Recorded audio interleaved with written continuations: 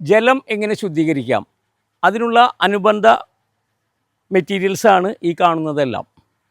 ഒരു PVC pipe, ഒരു bend, ഇങ്ങനത്തെ 4 എണ്ണം സെറ്റ് ചെയ്തിട്ടുള്ളതാണ് ഈ ഒരു ഫ്രെയിം. അതിൻ്റെ മീതയിൽ പ്ലാസ്റ്റിക്കിൻ്റെ ഈ ഒരു നെറ്റ് ഉണ്ട്.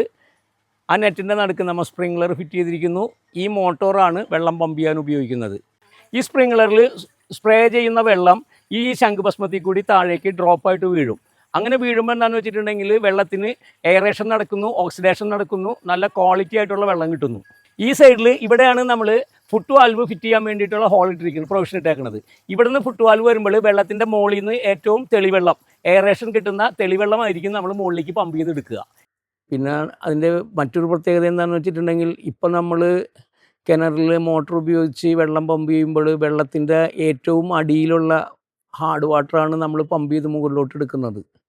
ഈ പ്ലാറ്റ്ഫോമിൻ്റെ മുകൾ ഭാഗത്ത് ഫിറ്റ് ചെയ്തിട്ടുള്ള ഫുട് വാൽവ് വഴി നമുക്ക് വെള്ളം മുകളിലോട്ട് പമ്പ് ചെയ്യാൻ പറ്റുന്നതിൻ്റെ പേരിൽ വെള്ളത്തിലെ ഏറ്റവും കാഠിന്യം കുറഞ്ഞ ഓക്സിജനുമായി വളരെയധികം ബന്ധപ്പെട്ട് നടക്കുന്ന ടോപ്പ് ലെയറിലുള്ള വെള്ളം എന്ന് പറഞ്ഞാൽ തെളിവെള്ളം, ആ തെളിവെള്ളം തന്നെ നമുക്ക് പമ്പ് ചെയ്തെടുക്കാൻ കഴിയും. എളുപ്പത്തിൽ സമ്പാദ്യം വളർത്താം.